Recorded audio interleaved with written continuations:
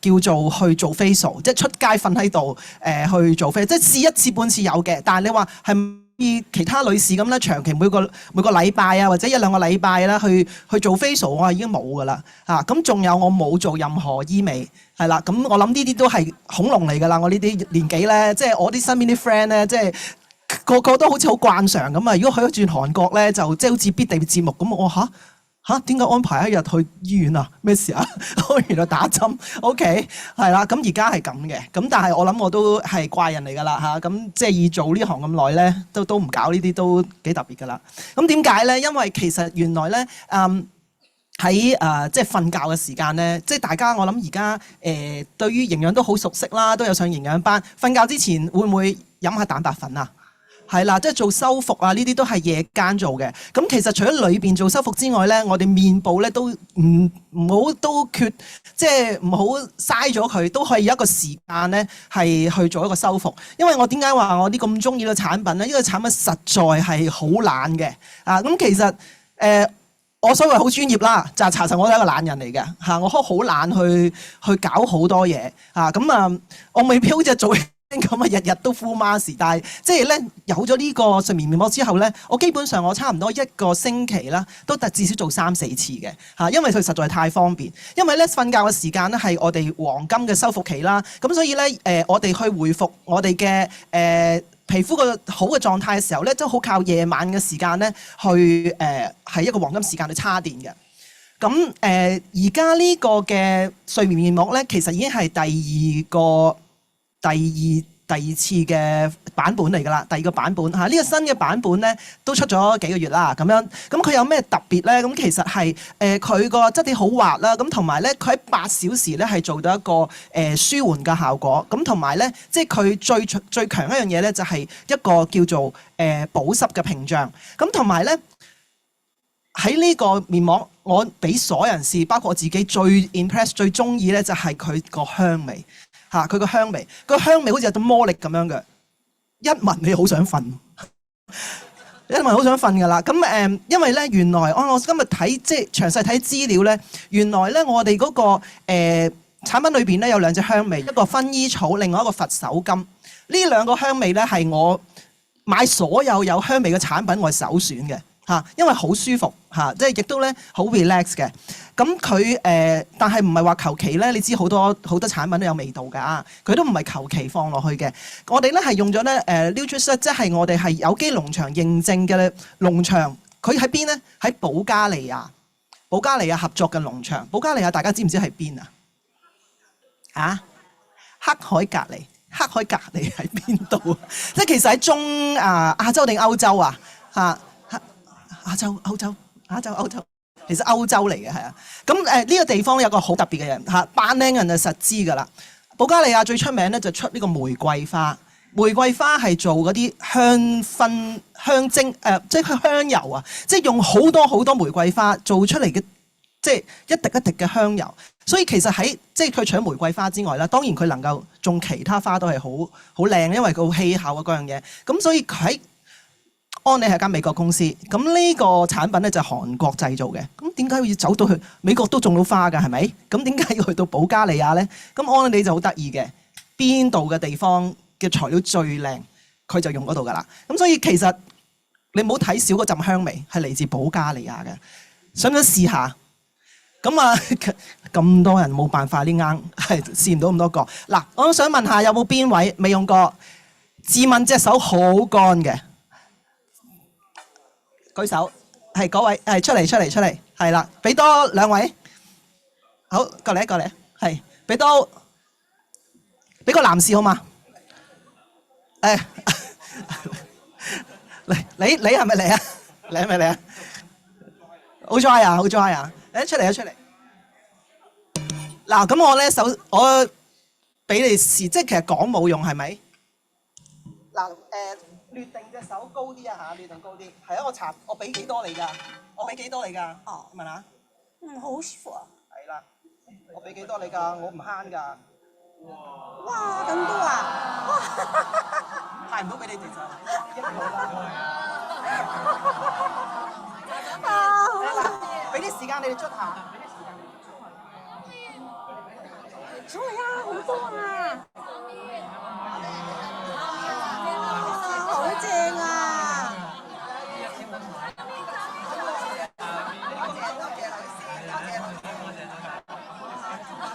下次早啲嚟啦嚇。好靚啊！好啦，嗱，唔係，OK。係咪咁樣出啊？唔係，你集中啲，你集中啲，捽一邊嚇，唔好捽兩邊，捽。淨係出前面。係啦，唔緊要，你覺得邊度最乾你就捽邊度。啊呢位咧其實都同我咁上，唔係係其實經驗唔係老，係豐富過我嘅化妝老師嚟㗎嚇。咁啊，俾佢低調啲先啦嚇，都唔低調㗎啦，個袋冇咁紅係啊。OK，好啦，再捽下佢，捽下再捽下佢，有冇咩唔同？哎，唔記得叫你捽一邊手添。出一邊咯，依家一邊好似又白滑咗。邊，你捽邊邊？係啦。係啦，其實俾啲時間去滲，係啦。咁嗱，買翻嚟咪搽手㗎，記住，係好舒服係嘛？你哋覺得點樣啊？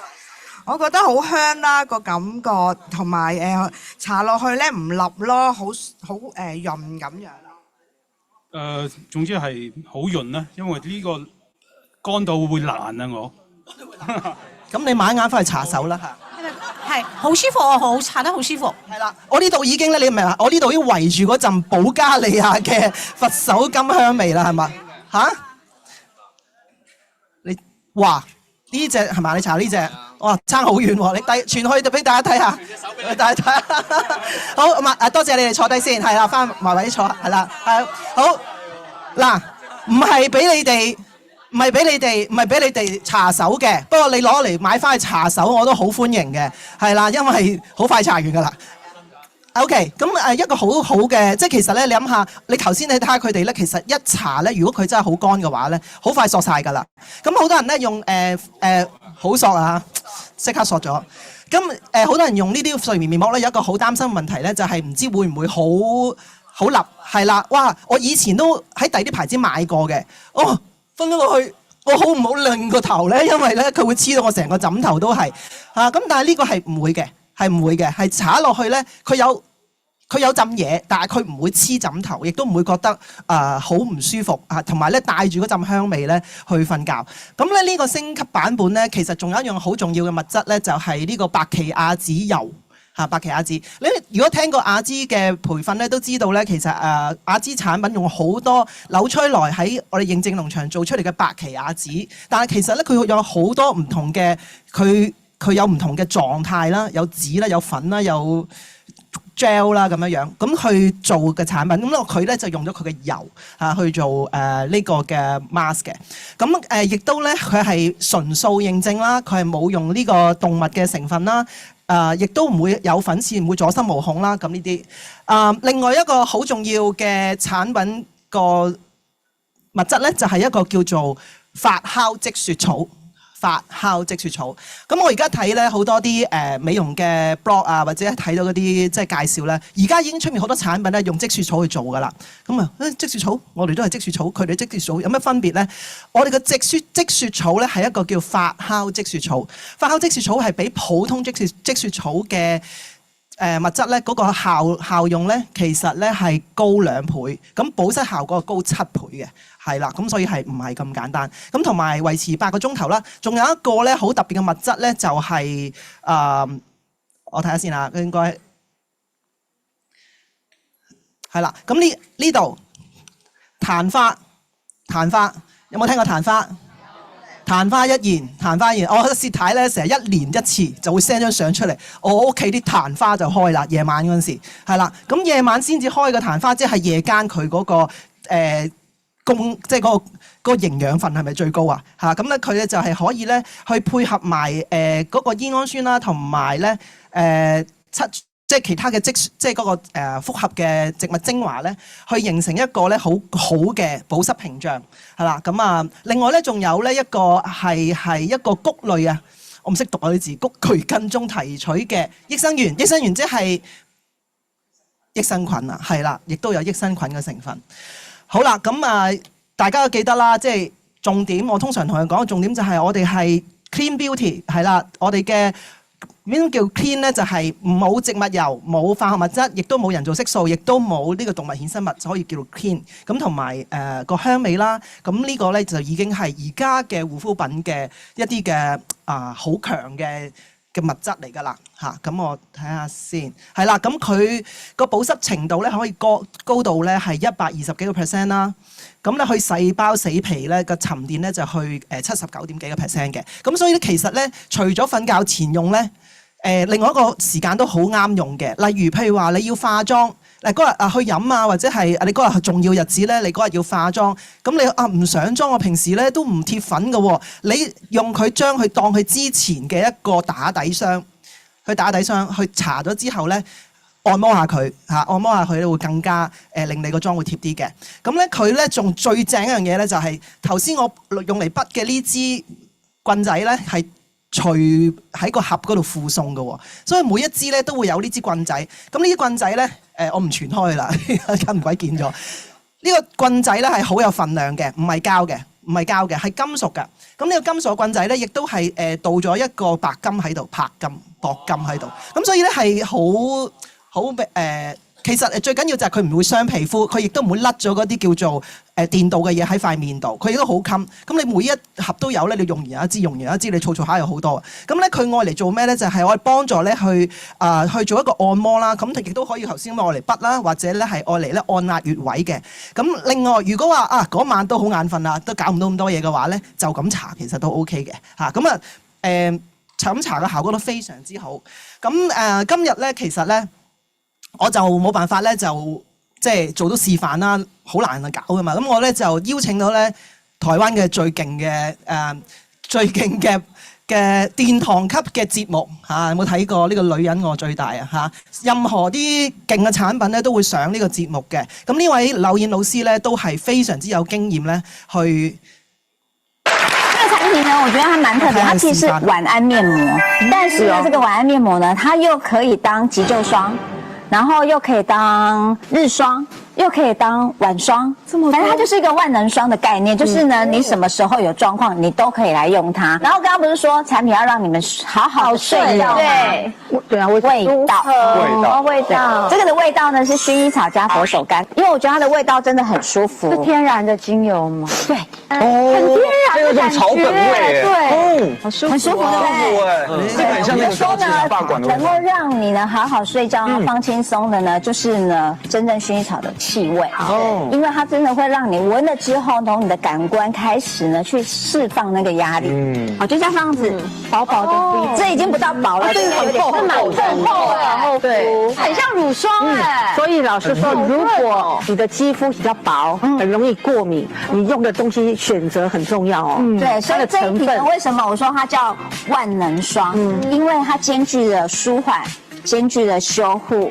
還兼具了一個最重要的，叫做穩定肌膚。它裡面用了一個很特別的成分，大家都聽過積雪草吧？有。它用的積雪草不一樣，它用的叫發酵積雪草，修護力是原本積雪草的2倍，保濕力是原本積雪草的7倍。哇！然後還有一個叫穩定膚況，就是它裡面加了一個抑菌生，它這個抑菌生會讓你的好壞菌平衡。對哦。對，所以你的皮膚就會比較穩定。這是金屬按摩棒呢。我先給大家拿一下它的重量，有重量。它跟一般的那個你們看到的那個呢金屬按摩棒不太一樣，是它是怎麼樣？它比較扎實一點。買一瓶剛剛那個就送一支。哦，我覺得這個大小其實是蠻剛好。對，然後它的弧度，你們的眼睛它有一個弧度，眼睛好像也跟它微笑線，對，它很貼合，對女生的臉剛剛好。而且不行。然後它的弧度呢，這邊的弧度跟這邊的弧度是有巧思的。如果你今天純粹想要放鬆，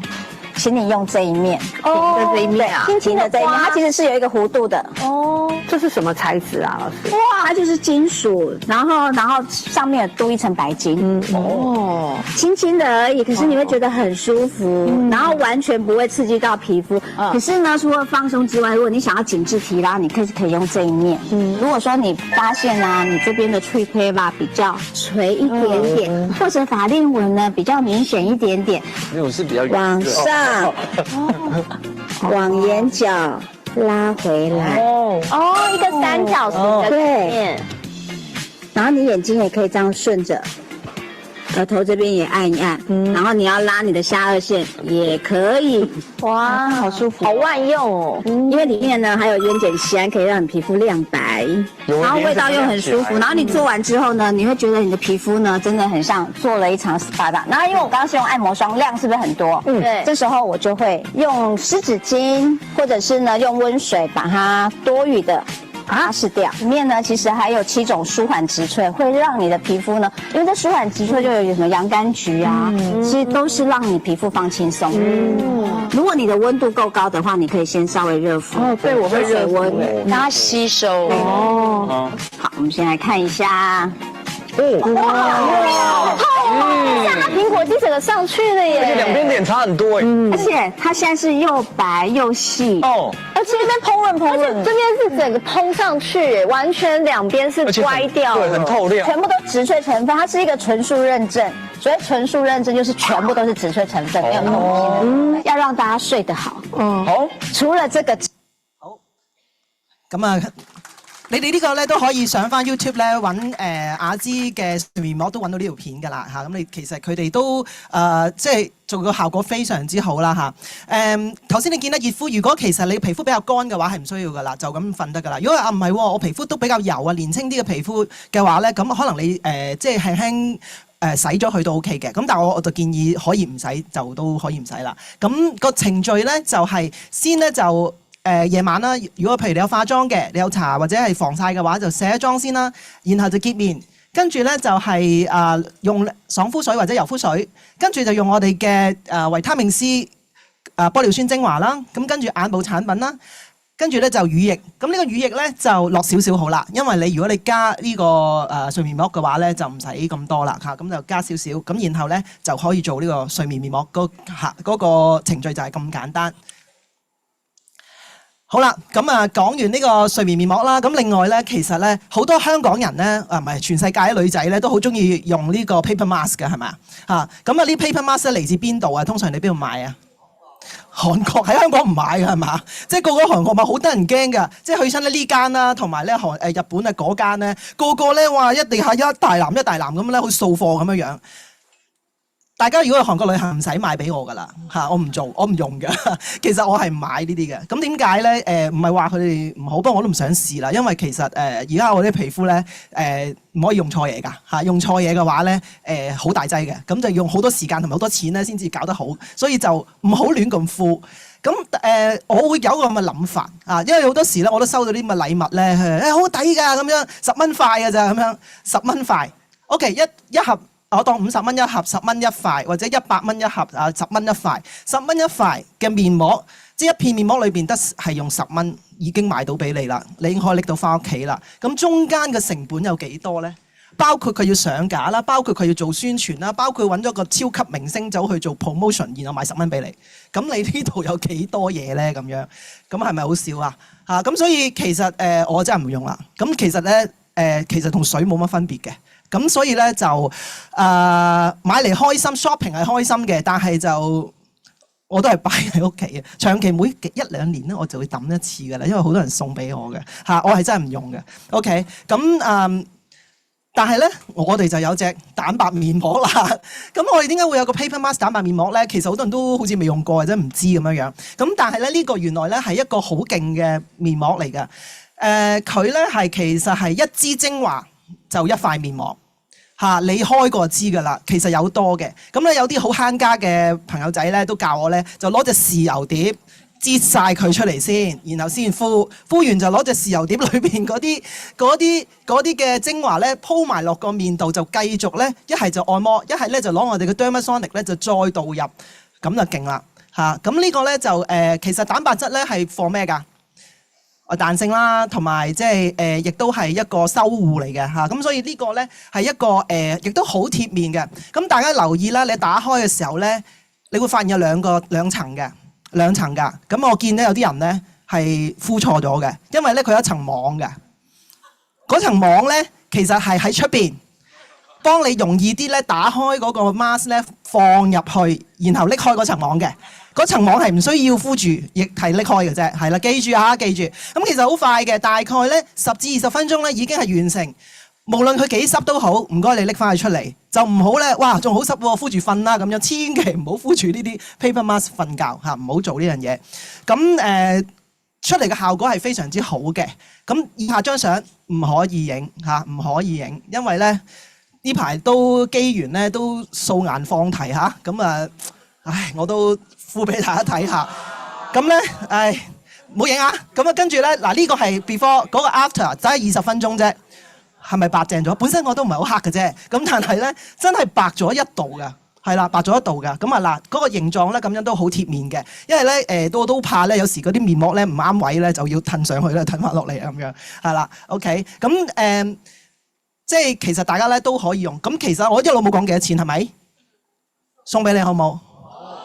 係啦，梗係好啦。其實買都唔貴嘅。呢個咧 sleeping mask 咧，我成日送俾我啲 best friend 嘅嚇。best friend， 因為生日禮物諗咩好啫？呢個最好，佢屋企定屋未必一定有，係嘛？咁佢一定要同埋教埋佢用咧，佢會好開心。每一晚瞓覺都會記得你嘅。嗱，咁呢個 promotion 咧係未有嘅，因為咧就3月先推出，而家咧就公司就未正式推出嘅。咁但係咧，因為本身咧我哋係有呢個優惠啦，4800蚊咧好耐啦，大家都知道啦嚇。買4800蚊嘅產品，包括其中嘅2種咧。之前咧就係送1個蛋白面膜嘅，同埋咧如果你買滿1000蚊就送1盒蛋白面膜。跟住咧如果你買滿4800蚊嘅話咧就送埋我哋嘅美容儀嘅嚇，大家都會知道呢個優惠啦。唔知道就問翻你嘅朋友啦，帶你嘅朋友啦。咁但係而家咧就會升級嘅，升級咧就係會如果你買2件雅姿產品，2件雅姿產品超過1600蚊嘅話咧，就會送呢個睡眠面膜嘅旅行裝同埋一盒冇錯，一盒嘅蛋白面膜。呢盒蛋白面膜係265蚊嘅，係啦。咁呢個睡眠面膜本身就係560蚊，560定565蚊啦嚇。咁另外或者你唔揀呢個咧，另外呢個都好勁嘅。呢個唔好睇佢細罌，呢個 Supreme LX 嘅面霜咧咁細罌都300幾蚊㗎啦，因為佢一罌係2000幾蚊嘅嚇。咁所以兩個都正。咁你留意啦，3月度咧，我問個公司啦，佢就未有正式嘅即係佢有知，佢就會就出㗎啦嚇。咁佢差唔多準備出㗎啦，咁大家留意啦嚇。咁留意就係送俾你嘅嚇。今日原來係講嘅產品係送嘅，咁所以大家把握機會嚇。咁呢啲有時咁樣㗎，送嘅嘢好快冇㗎嚇。因為其實你唔好睇佢旅行裝啊，去旅行一流，因為旅行又唔想拎咁大罌嘢咧，咁嗰支嘢係啱好嘅嚇，做4-5日可以 OK。咁我今日咧分享就到呢度啦，多謝大家。好，再熱烈啲嘅掌，多謝 Anita Wu 嘅分享。平時營養，我哋夜晚7點半就有個護肝嘅動作。但由今日開始，大家每晚臨瞓之前就加多個動作，就係搽下呢個 sleeping mask。好，咁我哋咧每一期嘅 PTC 其實咧都不斷去精益求精，都想喺唔同嘅環節再去進步。今日咧平時我哋去到呢個環節就會講一個 YMA 嘅故事啦。咁但去到今一期咧，我哋就會再轉一轉。即係每一個咧台上面見到嘅分享嘉賓，你都會見佢好似已經係好似好成功，已經係好大嘅改變，先至有能力可以上台分享。但其實每一個成功嘅領袖，佢都會經歷過一個嘅過程。咁而我哋咧到底呢個過程係點樣去經歷咧？我哋都會點解會多咗呢個嘅環節咧？我哋都可以邀請我哋嘅鑽石老師Kelvin 大哥去同我哋介紹下點解會有呢個環節嘅設計咧？我哋掌聲有請 Kelvin 老師。好，大家好。今晚唔係聽我講嘢嚇，我係上嚟串下場嚇，做個臨時主持，好多年冇做過主持啦嚇。其實我哋呢一期嘅 PTC 係咪有少少唔同？大家感覺到係咪啲主題咧係咪新日啲㗎啦？嚇係咪覺得以前覺得你聽咗好多次啊唔同？今次嘅主題好似變成好似上緊啲 ADD 一樣係嘛？因為我哋 PTC 咧。當然，我哋越嚟越多咧進階版嘅夥伴喺度，我哋想俾大家更加多嘅新日啲嘅話題俾大家。所以我哋第一堂都係講 leadership 啦，咁上一堂講 MV 嘅 value 點演繹。呢一堂咧，當然我哋要資深嘅領導人去同我哋講 MV 嘅文化價值同埋理念啦。嗱，當然啦，另外一個變動係邊度變動咧？我哋個 YMV 呢一 part 咧。呢一期我哋好想請一啲過去呢段時間咧，係自己生意當中咧要成長、要突破嘅夥伴上嚟講佢哋嘅功課。好多伙伴成日同我講，我想聽多啲乾貨啊，我想攞到啲實際嘅例子，點突破嘅，點做到嘅。所以咧呢一期嘅 YMV 我哋全部轉為呢個形式啊。咁第一堂咧呢一堂咧，我哋係第一個伙伴上嚟分享。咁呢個伙伴係我嘅伙伴啦，所以呢一堂點解叫我上嚟介紹佢出嚟嚇？咁通常都係調轉嚇，今次要我哋介紹啲伙伴出嚟嚇。咁啦，點解我提名呢個伙伴分享呢個 MV 嘅成長改變嘅過程咧？唉，咁都係轉翻普通話啦，好辛苦啊！因為未準備，好辛苦。臨時被通知要我嚟講呢個，要我嚟介紹。這個伙伴呢，為什麼提名他呢？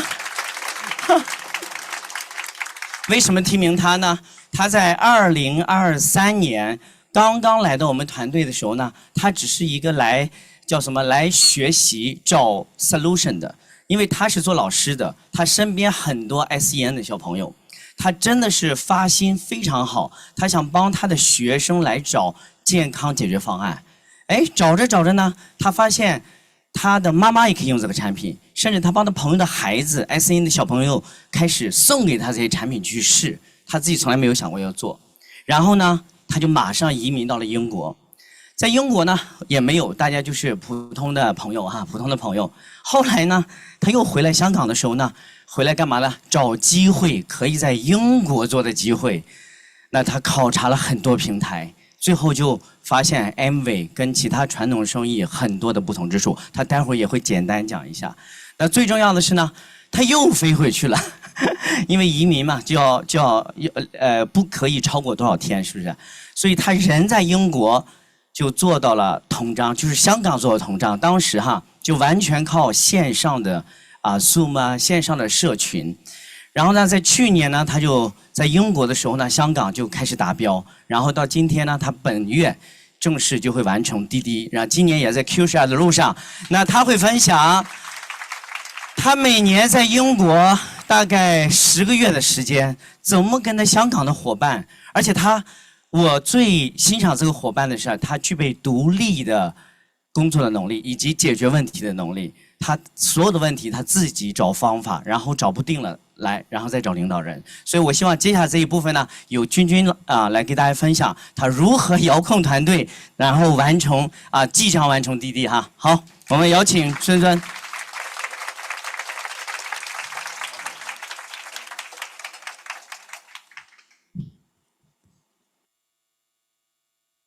喂 ，hello， 係大家好啊，我係蓀蓀啊。咁我之前咧有20幾年咧都係做小學老師嘅，咁樣咧過去咧我真係好真心好想真係好想咧幫到啲小朋友咧，咁我就喺學校咧都做咗7年咧免費嘅親子教育嘅講師啦，同埋都係顧問啦。咁而家咧就當然咧已經咧進入咗呢個平台啦，就會成為一個健康嘅顧問。咁樣咧呢度有3個詞語，咁大家咧睇下邊個最重要啊？機會。有冇覺得機會最重要？努力定係選擇啊？好醒目啊！咁我自己都係咁醒目。咁樣咧，其實咧，我喺翻嚟攞機會之前咧，我係做足準備。即係當時咧揾咗好多譬如中醫嘅博士啊，揾咗好多唔同嘅人。嗰時試過帶咗一大 lot 嘅英國嘅 supplement 過嚟啦。咁就試過研究下會唔會護膚品啊？即係我會諗下究竟喺我哋生活上有啲乜嘢咧，我哋可以做嘅，而且係可以喺英國做嘅。咁喺咁多嘅生意裏面啦，當時我仲有教書嘅，翻嚟嗰3個幾月。咁最後咧，我咧就發現啦，原來選擇係最重要。因為前幾日啦，我個同事就問咗一句，佢話佢有個朋友同佢講，覺得機會比努力重要。佢話係咪真嘅？我哋一直咁努力去教書，唔係應該努力最重要咩？咁當時我唔得閒答佢，而家咧我喺度答佢，錄定影啦，到時 send 翻俾佢。我覺得選擇最重要。其實我哋人生裏面咧，每一日咧都會遇到好多機會。只不過你覺唔覺得嗰個係機會呢？可能咧就咁咧就喺身邊嗰度流走，你唔知。咁但係究竟嗰啲機會係咪真係最好嘅機會呢？呢個同你講嗰個選擇係好重要，即係你要揀啱一個平台。而我咧就揀咗係安利，因為安利咧係真係俾你一個生活嘅保障，同埋人咧最需要係咩啊？係健康，同埋同家庭同家人一齊。咁我覺得咧喺安利呢度咧就啱啱呢啲我哋最需要嘅嘢咧都揾到。咁樣我咧嘅突破喺邊度咧？其實咧，我諗真係艱難嘅。咁樣咧，諗下其實我而家離開咗英國咧，已經2個零月啦。咁我個小朋友咧就自己執好間屋啦，因為我之前都要 train 定晒佢哋點樣做晒屋企啲家務，咁我先可以離開英國咁耐翻嚟呢度。因為我先生都要做嘢。咁對我嚟講，或者對好多人嚟講，都覺得係簡直係不可能嘅任務。因為你諗下我本身應該係住喺英國，但我而家嘅市場開發係香港。咁點解我唔做英國咧？因為暫時我都未融入喺嗰個文化或者語言啊等等。咁所以咧，最後我揀定咗我哋個市場咧係香港。咁樣咧我以後咧嘅路其實更加艱難，因為咧我已經喺呢2年嘅移民裏面啦，我去下香港，翻去英國。咁呢度咧已經花咗好多日子，同埋由批 visa 嗰一刻已經計緊。咁所以咧，我最後嚟緊仲有3年咧，我只有大約100日可以離境。咁樣最後我嘅結果係會點咧？咁就睇神嘅帶領啦。你會見到咧，本身係 impossible， 好多嘢咧都係冇可能嘅，你會覺得唔得。但係當你喺努力嘅時候咧，可能你會發現呢樣嘢原來係得嘅喎。咁你睇下機票啦，即係我有好多成本嘅。其實我翻嚟每一次翻嚟香港都使好多錢㗎，但係點解我都仲要咧喺度做安利香港嘅安利添咧？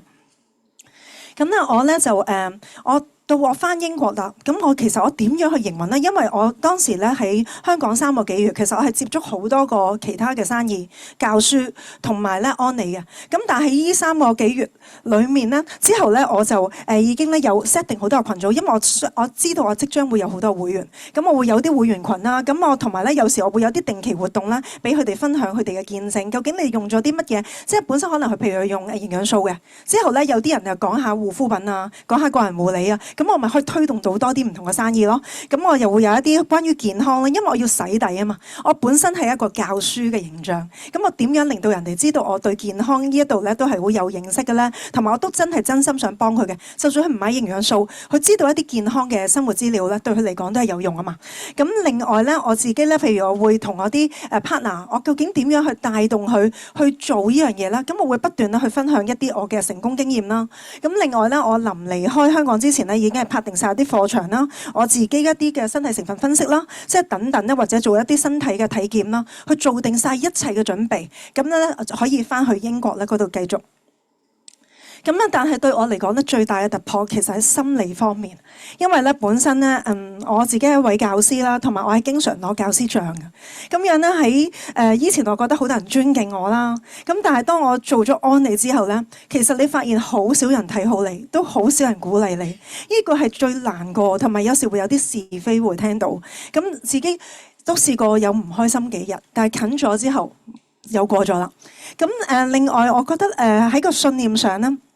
因為我自己知道我自己做緊啲乜嘢，我亦知道我而家做緊嘅嘢都係幫助人，咁所以咧，就算好難過咧，你睇我會有時寫 WhatsApp 或者寫信俾自己，呢一段文字係我 send 俾我朋友，即係咧我其實我每日都為自己打氣啦，因為我係寫俾幾年後嘅自己，因為我相信幾年後嘅我應該會做得唔錯，係啦，咁樣喊完，聽日咧我又翻嚟營養班。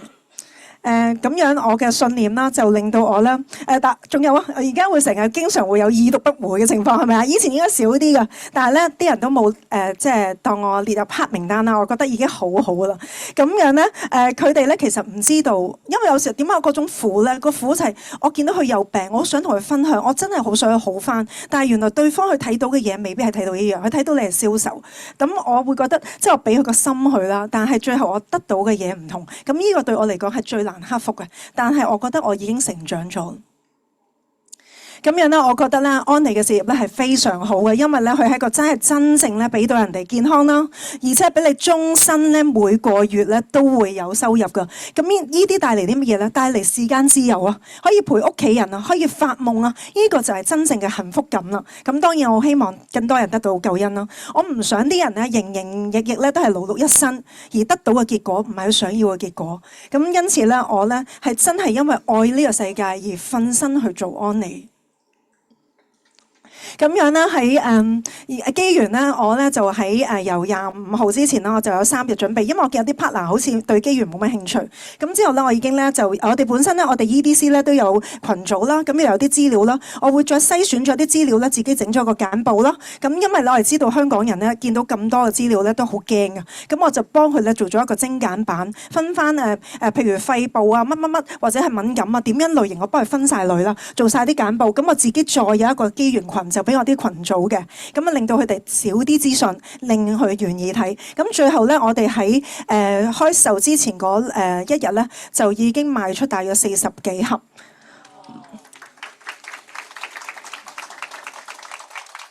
咁之後咧，我係一個都幾有準備嘅人嚟嘅。我喺25號之前個朝咧，我已經翻嚟做咗 Visa 啦。我自己做咗一個體檢報告喺出面啦。咁之後呢個咧係我19日嘅變化，你見唔見都係有差別㗎？咁呢個咧，你連我自己歲數48歲都暴露埋啦。呢個係全素顏之下嘅。咁你見到我做咗體檢報告啦。咁樣啦，當時咧其實咧到睇下先，禮拜1之前咧已經賣出咗85盒㗎啦。咁我往後咧就仲有3年啦，只係得100日可以踏足香港啦，連唔可以去日本噶啦，即係邊度都唔使去噶啦。咁樣咧睇落嚟咧，呢個任務咧好似係冇可能嘅，但係我只係知道咧，我每一日盡力去做，其他嘢咧就交翻俾上帝啦。係咁樣啦，大家咧要好好珍惜咧，可以喺香港發展嘅機會，一齊加油，將呢個 impossible 變成 possible。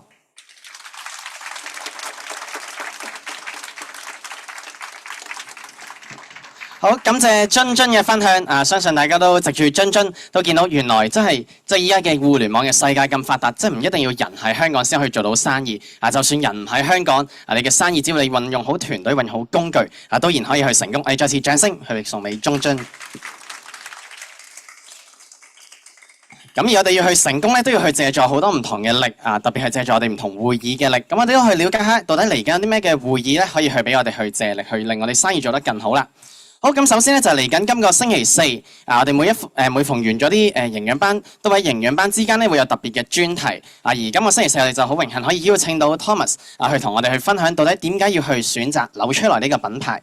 咁而且咧其實成個課程就唔係純粹 Thomas 一個做主講嘅，我哋都會去講下到底，我哋而家成日去講護肝，咁到底係成個係點樣去做嘅咧？或者我哋而家咧準備係行一啲唔同嘅纖體比賽，點解我哋可以借用好扭出來嘅產品去做好呢個市場，令自己有個最好嘅效果咧。咁所以呢一堂咧好適合大家去入埋一啲唔同，即係都對扭出來有少少認識嘅朋友，喺嚟緊呢個星期四過嚟，喺夜晚7點半到9點半嘅時間一齊去學習。咁相信當呢個朋友聽完之後，佢會對於成個扭出來嘅產品線或者心中好多唔同嘅問題都係迎刃而解。咁所以大家記得去把握時間去約朋友啦。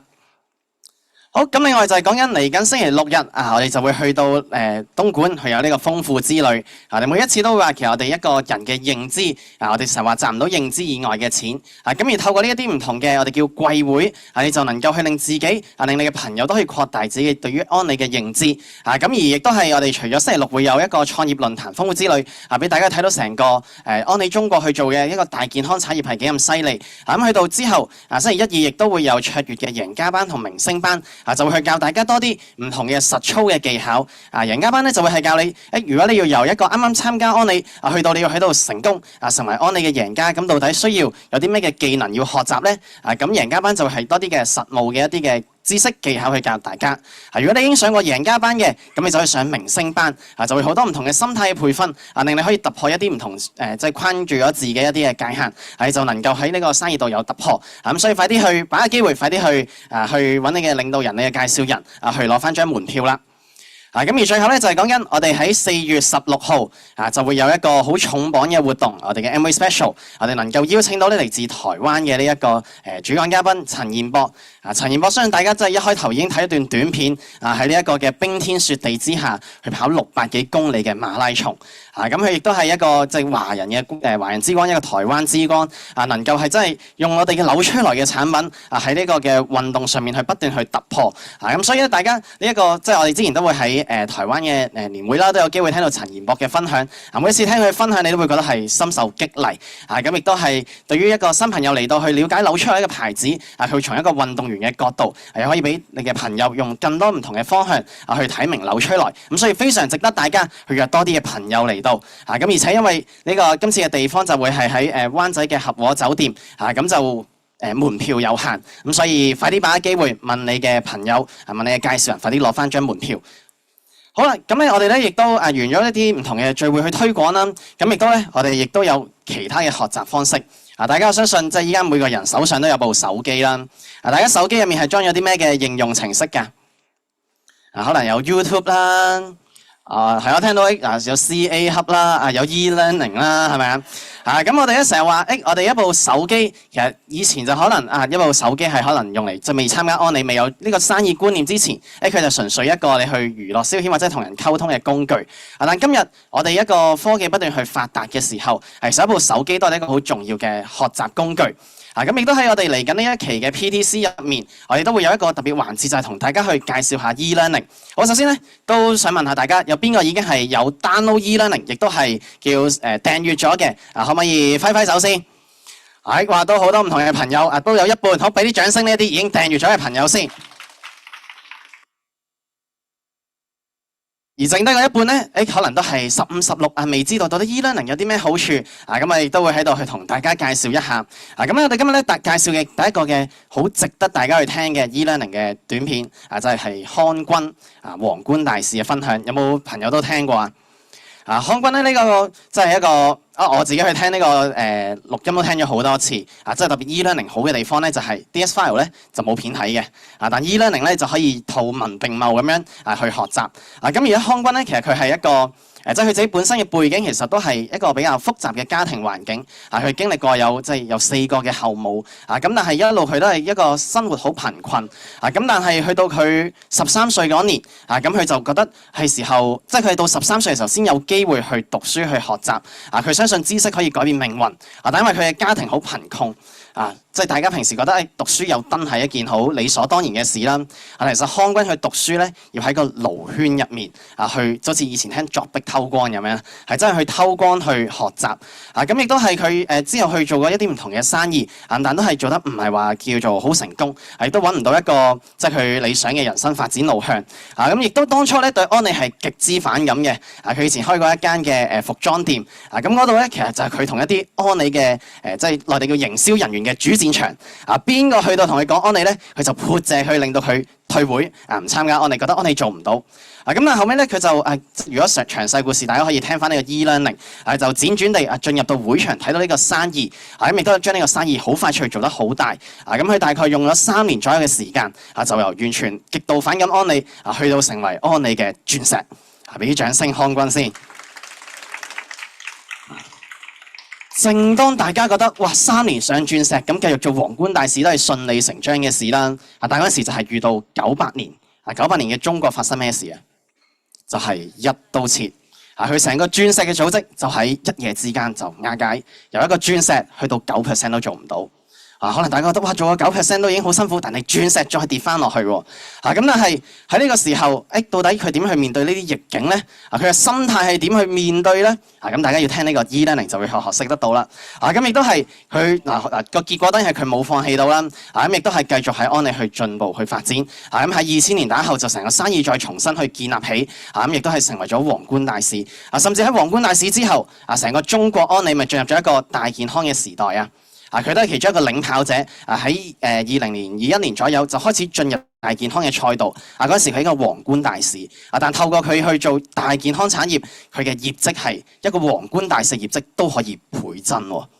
哇！就係你好難想像到呢個生意係做到可以幾大。但呢個就係一個時代下嘅產物。咁亦都係當你去，我自己覺得到底康君嘅呢個錄音啱啲咩人咧？第一，如果你覺得自己條件唔好嘅，你好適合去睇以前嘅康君。就到底佢以前嘅成個成長環境咁慘，咁貧窮，亦都冇乜機會嘅情況下，佢點樣把握到安利咧？第二就係假如你覺得今日你嘅生意自己嘅生活都過得好好，你更加值得去睇。我一個生意做咁多億嘅人，但咧成個分享入面聽佢真係一個好謙虛嘅領袖。佢亦都係將佢所做嘅就係帶動住成個團隊。最後咧我都想分享一句，我覺得成個錄音我自己覺得最印象深刻嘅一句説話。咁佢就話咧，其實呢個世界上係冇分即係所謂當每一個人去發展一個生意嘅時候，其實你都一定會遇到有成功嘅時候，亦都有挫敗嘅時候。好多人會覺得成功係一個主旋律，但係康君話你聽就唔係嘅，失敗先係一個主旋律。但當你喺遇到成功同失敗嘅時候，就分開咗兩種人。一種人就會喺失敗嘅時候會選擇去堅持去改變，一種就喺失敗嘅時候選擇放棄嘅人。咁而當喺堅持人入面，又會分兩種人。一類叫做可以成功嘅人。佢話就係喺呢個世界上咧，其實所謂成功嘅人就係一係即係佢話我哋唔係要去追求成為一個成功嘅人，而係去成為一個去內心強大嘅人。咁所以希望大家都我哋再一個1分鐘嘅短片，就俾大家可以了解下到底康君佢一啲唔同嘅發展，即係佢嘅一個故事。咁我哋掌聲有請短片。什麼是逆境？出生在偏遠山區的我是逆境，經歷4個後媽的我是逆境。多次被學校拒絕是逆境，都在旅卷讀書也是逆境。但是對於我，因為貧窮的生活，卻讓我產生了走出山區的夢想。因為這個破碎的家庭，也讓我擁有了獨立的意識。那麼4個後媽卻成為了我了解人性、學習與人相處的4所大學。老師同學們當時對我的嘲諷，也培養了我抗挫折和打擊的能力。旅卷讀書的經歷也讓我磨練了承受苦難的意志。可見逆境也是順境，相反順境也是逆境，就看我們如何來看待。世上沒有絕望的逆境，只有對逆境絕望的人。好，係啦，咁咧記住 e-learning 咧，其實我哋有個每個月訂閱嘅模式。如果你未係夾會嘅訂閱咧，就係60蚊一個月嘅啫。咁而且呢一個即係其中一條，入面有好多唔同精彩內容，大家可以繼續學習。咁如果你係夾會嘅 DD 以上，即係我哋嘅鉑金以上嘅領導人，你仲可以免費享用添。我哋俾啲掌聲，多謝耀星俾咁好嘅資源我哋。好啦，咁咧我哋講完 e-learning，咁亦都即將嚟到萬眾期待嘅主講部分。已經經歷咗好多唔同嘅，就已經係超過50年啦。咁咧每一個生意其實都會經歷一啲唔同嘅經濟週期。咁大家成日係即係我嘅鑽石領導人 Ringo 大哥成日話，其實你喺彌敦道已經知道成個香港成個生意週期係幾快。有幾多餐廳你見佢可能係3年後仲喺度咧？其實啲餐廳基本上過幾年又轉，幾年又轉，幾年又轉。香港成個經濟週期其實都轉得好快。咁所以特別安利能夠喺香港經歷到50幾年，屹立不倒，其實係絕對一間好成功嘅企業。咁而每一間嘅企業佢要屹立不倒，其實都係需要一啲嘢係變與不變。變嘅可能係講緊打法做法，點去經營呢個生意。咁有啲不變嘅核心價值就係創辦人嘅理念。由當初第一日去成立呢間公司就已經立定咗喺度，亦都到時至今時今日成個安利全球安利60幾週年都係冇變過。咁而今日佢同我哋分享到底安利一啲唔同嘅即係一個理念文化嘅呢一位領袖。佢自己喺安利嘅經驗咧都已經超過，而家所應該超過40年。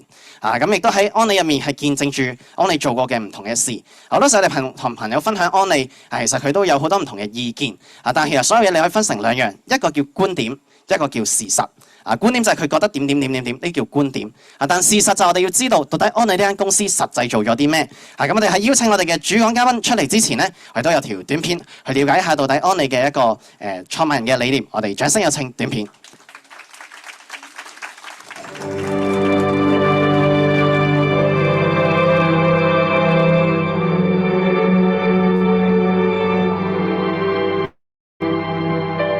For more than a generation, Amway's been building a tradition of quality and value any company would be proud to claim. And its founding principles remain as strong and relevant today as ever. Let's take a quick look back, and you'll see what I mean. What were the things that really made a difference? And I want to share with you the 4 fundamentals that we think today, as we look back at this business, are what built this business and hold the business together. Now, fundamentally, and the first one, is the simple word freedom. Freedom. The freedom to be what one wishes to be, to live where one wishes to live, to support the causes one believes in, to explore the full and exciting range of one's potential. Not many people ever experience that kind of freedom. It's a rare, uncommon freedom which must be won, must be earned. It's the result of one's own individual effort and vision. We offer freedom. We offer rewards. We offer recognition. And we offer hope. And so we go to countries like Korea, or we go into Hungary, and as we march across Eastern Europe, it is no wonder they will stand in line to join the Amway business, because you offer them freedom to own their own business. You see, we never looked at poverty or poorness or a class system. We looked at it as a stage you pass through, and that many of us were poor. We just chose not to stay there. And so we moved through it and went on. And that's the freedom you have, that you can move beyond where you are. And that was the freedom we felt that we were touching, to empower, to take charge of their life and change it. So that dream is a reality for us today, all over the world, for millions of people who've discovered it with us. Well, the second theme I would talk about of the four is family. Rich and I believe that it's extremely important to perpetuate the philosophies and ideas that have been built into this company. We believe that the family members can bring that into play probably better than anybody else. We want family. We want people who cheer us on. We want people when we come home and nobody showed up for the meeting to say, that's okay. We'll get them next week. We'll do another meeting tomorrow. You can do it. Well, the third point of what we were at when we developed the plan was rewards. We've learned that Amway principles translate into many languages and transcend many cultures. Being rewarded in proportion to how much you do is a universal language for people around the world. For many people who come through your groups, the rewards will not be in this plan. The rewards will be in how you impact their life and how they go out with a whole new attitude about who they are and their sense of worth. That's one of the greatest things you do, and that's one of the greatest rewards you'll ever get. Well, let me finish. It's the last one. And the last one is hope. But then 30 years ago, I never dreamed that Ada would be Amway's world headquarters either. So it's important to look ahead with optimism and unlimited potential. Our goal must be to make the lonely and the frustrated and the scared have that sense of hope and security that we can bring them. That's why you're here. And that's what we're all about. We have to believe in ourselves. You can't predict the future, but you can follow your dreams. And these are qualities of leadership that centuries cannot change. No matter what changes the future brings, the human heart and the human mind remain unchanged. 我哋請用熱烈嘅掌聲，歡呼聲歡迎今晚嘅主講嘉賓 GL 雙鑽石 Bo Chan Bo 老師。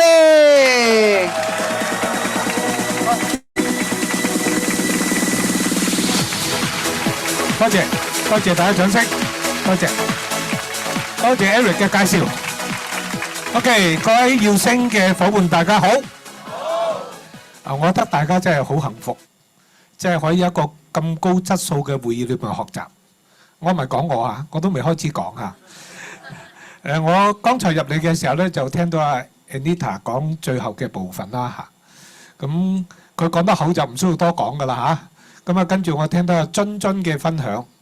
津津加入咗幾耐？請問發展咗幾耐啊？津津差唔多2年。點解你講嘢咁叻嘅？哦，你教書，我都識好多教書先生唔係咁樣嘅喎。我有啲科目個老師一入嚟我就準備瞓覺嘅咯喎。啊，分享得好好。咁啊 ，Eric 啦，好有文采喎。你花幾多時間去寫嗰篇稿㗎？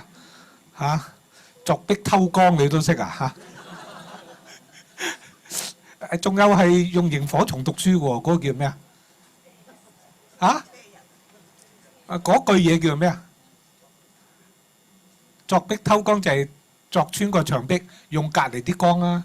仲有個係揾個袋裝住好多螢火蟲，吊住嚟讀書嘅喎。嗰個叫車人。OK， 好多謝你嚇。咁好啦，好開心今日有機會同大家分享。今晚想同我分享咧就係安理嘅文化理念。有冇人可以話俾我聽乜嘢叫文化理念？可唔可以具體啲形容下文化理念即係乜嘢？嚇？一班人做同一樣嘢。咁11個足球員喺度踢波，想踢入去，呢啲係咪文化理念？啊，足球文化咪即係如果我哋香港以前嗰啲石地嗰啲咧，就好多粗口嘅。OK， 仲有冇可以嘗試下咩叫文化理念啊？嗱，我哋人咧就好少講我嘅文化理念係乜嘅。文化理念一般形容公司，同唔同意啊？但係你覺得一間公司嘅文化理念同一個人嘅乜嘢差唔多啊？價值觀、性格、宗旨，唔係呢一隻嚇，宗旨、操守非常之好啦。呢啲人嘅一啲價值、一啲性格，呢啲操守、宗旨，有冇得學嘅咧？嚇？有。嗱，我哋基本上我唔知而家呢一代啦嚇，我越嚟越發覺我唔了解，即係嗰啲10零20歲嗰啲嘅年輕人，我真係完全唔了解。有時佢哋嘅諗法，有時佢做法咧，我得一個反應嘅就係 O 嘴嚇。我哋嗰個年代，大家從小學嘅，我諗老師都係講過一套噶啦，係嘛？人要有禮貌，人要點啊？要有宗旨，人要有誠信，係嘛？但係我哋長大之後，你發覺同一套學習，長大之後百千樣人，所以價值觀、宗旨、操守，我個人認為係冇得學嘅，亦都唔係學咗就得嘅。比較多嘅係似自己嘅性格。諗下人有冇人係？只要賺到錢，正唔正經冇乜所謂。只要賺到錢，守唔守規矩冇乜所謂。就好似我哋有時安理，我哋要講，我哋要遵守呢個商德約法、營業守則。有啲人就問啦，做生意賺到錢咪得咯，做到生意咪得咯，做乜呢樣又唔俾做，嗰樣又唔俾做，係嘛？所以人嘅性格、價值觀，同埋一間公司嘅文化理念係比較類近嘅嘢。如果你問我，安理點樣可以做到今時今日咁大？當然，好嘅產品重唔重要？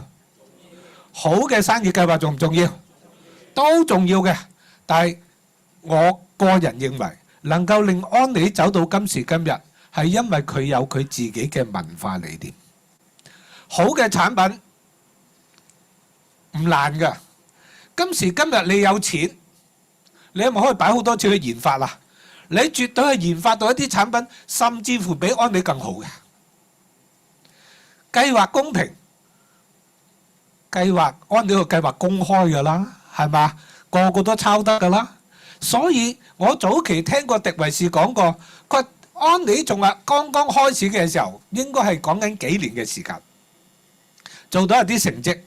當時咧，亞達城有一個有錢人就走嚟揾迪維士，佢同迪維士講：我對你間公司好有興趣，你賣俾我幾多錢你開？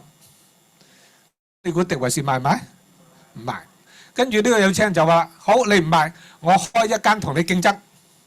咁啊，狄維士就話歡迎，跟住就攞咗一本我哋嗰本天書啊，即係講我哋嘅計劃係點啊，嗰啲獎金計算嗰本嘢咧就俾咗佢。嗱，呢個就係我哋間公司點樣做啦，你翻去睇啦咁。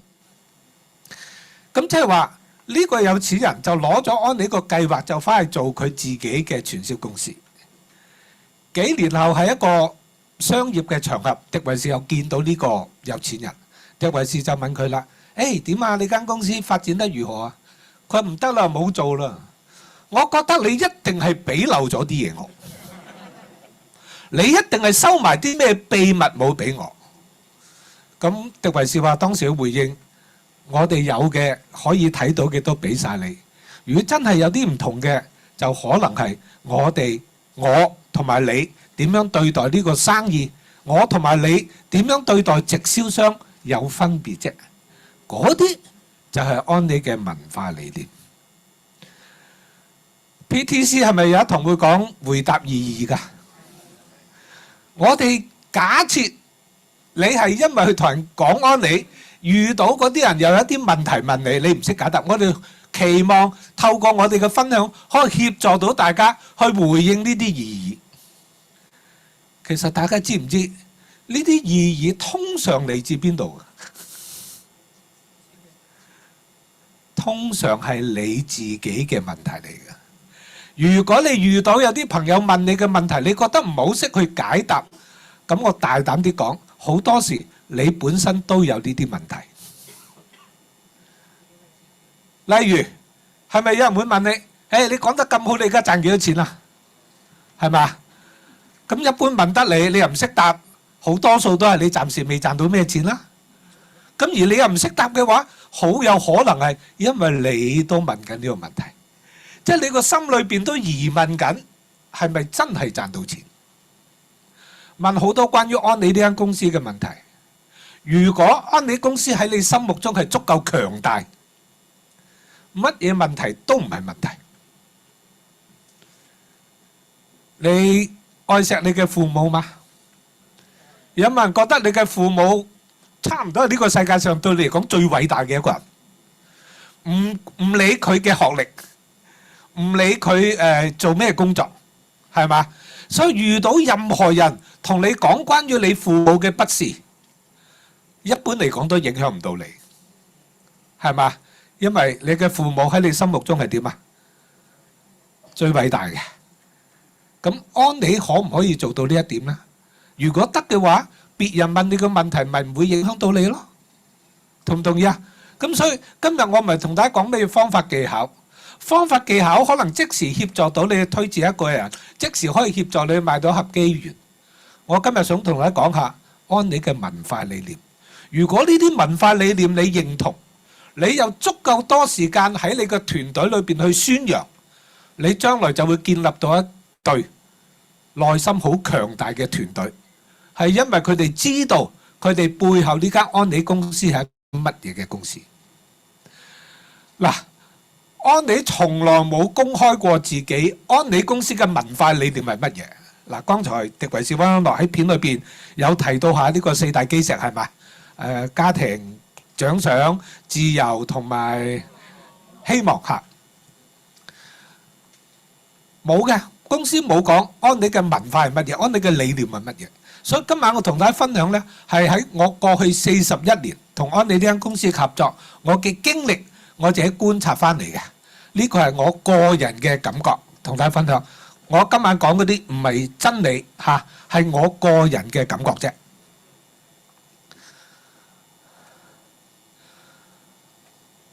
請問大家，當初你開始安利呢個生意，呢個係咪你考慮嘅其中之一啦？你做安利係咪其中一個原因係因為安利可以持續發展啊？同唔同意啊？有冇人係想短期致富㗎？如果你係想短期致富，你又做安利，我覺得你都蠢蠢地嘅。出邊多唔多短期致富嘅機會啊？啊，當然啦，越短期越賺得多，風險都越大啦，好正常啦，係咪？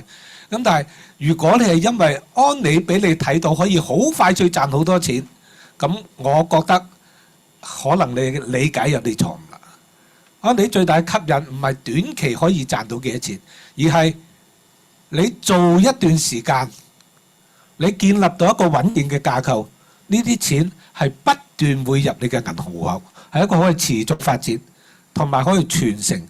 咁呢個呢，就係我今晚最主要想話俾大家聽，我睇到嘅安利係可以做到呢兩點嘅。呢個係迪維士溫安樂年輕嘅時候，係咪都幾靚仔啊？有冇發覺年輕嘅時候好似溫安樂仲靚仔啲喎嚇？嗱，呢個呢係我1986年應該86、87年，我去到美國亞達城，住喺我哋自己間酒店，知叫咩酒店啊？ Grand Plaza 格蘭華都酒店，喺個大堂嗰度擺嘅一個雕塑。而家呢個雕塑咧，應該喺廣州廠房嗰度嘅。當時我好好奇，我就問有人帶我哋去間酒店，我就問其實呢個雕塑講嘅係乜嘢？佢話呢個雕塑咧，差唔多可以代表到安利某啲文化理念。知唔知呢幾個雕塑有4層啦？大家睇到啦。你知唔知呢一層係乜嘢啊？呢一層睇唔睇到係乜嘢？呢兩個係邊個啊？其實呢兩個咧，應該就係迪維士同溫安樂嘅原型嚟嘅嚇。即係話喺安利嘅世界裏邊，安利最重視係乜嘢？你知唔知啊？最重視係最頂層，就係我哋嘅顧客，好合理啱唔啱啊？如果一個生意，尤其是係做產品買賣嘅生意，產品唔能夠得到顧客嘅認同、認可，呢個生意根本係冇意思嘅。所以安利最重視嘅就係顧客。好啦，呢一行係乜嘢？呢一行係直銷商。所以喺安利嚟講呢，顧客佢係最重視嘅。但係問題有冇發現安利唔容易接觸到產品嘅顧客啊？係嘛？安利接觸最多嘅人係乜嘢？直銷商。所以安利對直銷商係好好嘅。點樣好法呢？我聽過唔止一個職員問過我，點解安利對你哋咁好？係啦，點解安利對直銷商咁好啊？請問？你嘅理解係咩啊？嚇？呢個文化咯嚇，有原因嘅。安利生產好多產品，但係安利係得一個渠道，將啲產品傳遞到顧客嗰度啫。呢個渠道係乜嘢啊？呢個渠道就係直銷商。所以安利好多謝，好照顧直銷商。每當個職員問我呢個問題，我就會話俾佢聽，因為你哋出唔出到糧，你哋有冇獎金，都係我哋決定嘅，係嘛？無論你職員喺公司裏面多努力、多勤力，因為佢冇辦法接觸顧客，佢就唔能夠令到安利嘅銷量增加。能夠令到安利產品嘅銷量增加，只係得一群人，呢一群就係直銷商。所以安利對直銷商好好。當然，我有時我又會同啲職員講，但係你要理解一樣嘢，作為一個職員，月頭嗰日你就知道月底你出幾錢糧㗎啦。只要你唔犯嚴重錯誤，係嘛？因為你係收月薪嘅。但係每一個直銷商月頭嗰日都係零嚟嘅，啱唔啱啊？都係從零開始。當然啦，你做到好似徐醫生咁樣，佢每一個月第一日就 Q 㗎啦嚇。當然 Anita 就每一個月第一日就好多下士一齊 Q 啦嚇。但係大部分人係咪都係零開始啊？所以好難講直銷商好定係顧客。我只係會同啲顧客嗰啲職員講清楚，我哋大家嘅崗位係有啲唔同。好啦，呢一層咧就係員工職員。嗱，我冇做過安利嘅員工，我唔知道安利對員工如何。不過你睇一間公司對員工如何，你睇一啲嘢可以睇到嘅。呢間公司多唔多職員由入職做到退休？啱唔啱啊？呢個可唔可以一個指標啊？由入職做到退休嚇，嗱，係咪好多公司好多員工都有跳槽㗎？事實上，大家都知道喺職場裏邊，你跳一跳就會點啊？升職加薪係嘛嚇？但係安利我睇到好多好優秀嘅員工，全部都係做到退休。香港我認識嘅鄭太、楊太、姜太，後生早期啲嘅 Audie， 後來好多員工都係由入職做到退休。美國總部都一大堆嘅，好多都係入職做到退休。咁如果咁多員工佢選擇入職做到退休，咁我假設公司待佢都不薄，佢先會咁樣係咪？咁所以員工而最底層咧就係創辦人家族。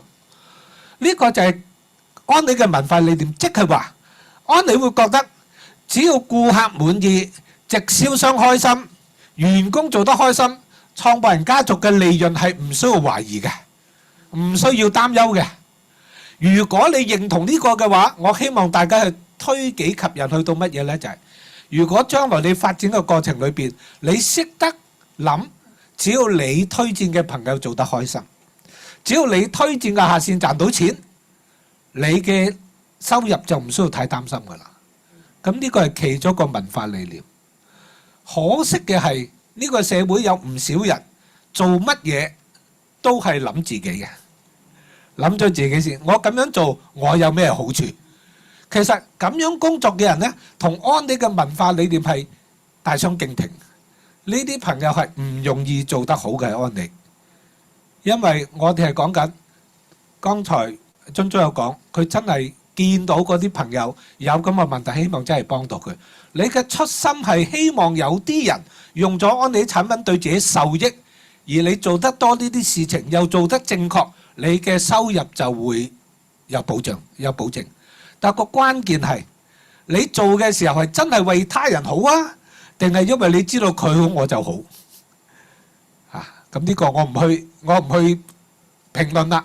我只係想話俾大家聽，同樣做一件事情，重要嘅唔係你嘅行為，重要嘅係你嘅初心係乜嘢。最偉大嘅初心一定係媽咪，因為媽咪照顧子女，有冇媽我而家照顧佢好啲啊？定係佢回報我啊、孝順我啊？邊有時間諗呢啲啊？係嘛？又屎啊，又尿啊嚇！所以呢個係安利嘅一部分嘅文化理念，俾大家知道。咁呢個兩個咧，就係我認為我觀察到咧，安利其中兩個我好欣賞，亦都好打動我嘅兩個文化，一個係以人為本，一個係承諾。咩叫以人為本啊？請問咩叫以人為本啊？照顧人嘅利益。如果呢個角度出發嘅話咧，我大膽講句，當今呢個世界冇乜一個政府係做到呢一點，係嘛？喂，如果我作為一個市長，請問我嘅工作應該係乜嘢啊？係咪點樣令到我嗰個城市嘅人開心啲、生活好啲？係嘛？但我想話俾大家聽，大部分市長佢哋諗嘅就係我點樣可以連任。但係安利一間以人為本嘅公司，我舉一個簡單例子：有冇人出席過安利嘅免費旅遊㗎？有冇人好想有機會出席安利嘅免費旅遊㗎？嗱，呢啲舉手嘅朋友，我話俾你聽，你真係要去試下。今時今日去旅遊喺香港嚟講都仲係好簡單嘅一件事，因為香港嘅呢個特區護照免簽證嘅國家都相當之多，即係話只要你有經濟能力，你去即興去到機場睇下即班邊度去嘅，即係去邊度嘅航班有位，你又買邊班。旅遊唔係一件咩嘅事，但係安利嘅旅遊去過嘅朋友，你會認可安利真係好重視你嘅感受。點解要你一入房就整一大堆禮物俾你？為乜嘢？就為咗啊！錢你大把啦，你唉！你都睇到安利做好多事情，為嘅就係博紅顏一笑，好似為咗你嗰一刻開心。薛太開唔開心嘅？見到呢啲，事業睇到開心，你諗下，你有咩資格唔開心？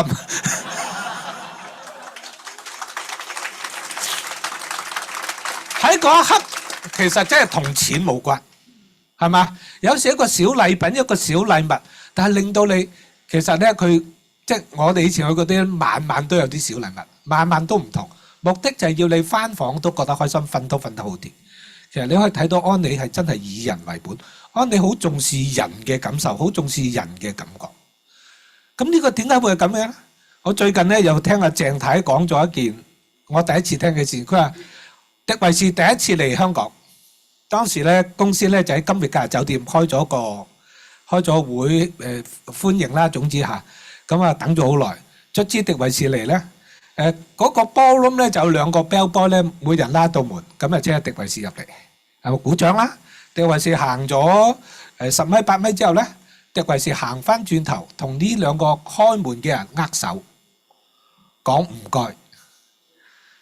而呢2個人，佢話佢做咗酒店咁多年，從來冇一個咁樣嘅即係有一啲入場嘅 VIP 會咁樣去同佢握手講唔該。其實你睇到迪維士係點樣對人嘅。如果嗰2個係李嘉誠、李兆基，我諗好多人都會翻轉嚟握手鞠躬添嚇。但係2個只係開門嘅人，迪維士會咁樣做。對於佢有冇咩好處㗎？完全冇嚇，以人為本。嗱，呢幾句咧係我咁多年以嚟咧喺一啲錄音帶，我哋嗰個年代仲係聽錄音帶嘅，係聽到迪維士講，佢第一句佢話 We build the people, the people build the business。佢話我哋主要嘅工作係要建立人才，人才就會建立生意。所以我哋一個建立人才嘅生意，每都係講人嘅。喺安妮嘅世界裏邊出現好多次嘅就係人，我哋點樣令人開心，點樣令人改善生活，以人為本。有冇在座一啲朋友，你從加入到而家，你一路都係做緊建立生意嘅工作，就係點樣可以賣多啲機緣啊，點樣可以賣多啲空氣機啊、淨水。嗱，我唔係講呢啲事情唔應該做，但係如果你根據安妮嘅文化理念，其實你主要嘅工作應該做乜嘢啊？請問，建立人才。你要建立人才，要從乜嘢開始啊？講 OPP。所以任何時間，你嘅工作裏邊越嚟越少講 OPP， 我想話俾你睇，你越嚟越偏離安妮呢個生意最初嘅文化理念。你揾到個人才，佢可以為你帶來幾十萬嘅生意、上百萬嘅生意。但係你去揾到一單大生意，可能只係做一次、做1個月。嗱，我唔係話有生意唔做，有生意梗係做啦，啱唔啱？但係你主要嘅工作做乜嘢咧？永遠都要喺人身上。呢個係另外一個説話。迪維士話佢有一次開記者會。有問答時嘅提問時間，有個記者就問迪維士：迪維士先生，安妮咁多產品，請問你覺得邊一個產品係你最推崇嘅、最好嘅？迪維士係咁樣答嘅：The best product is the plan。安妮最好嘅產品就係個生意計劃。所以你唔講生意計劃，即係你冇銷售到安妮最佳產品，係嘛？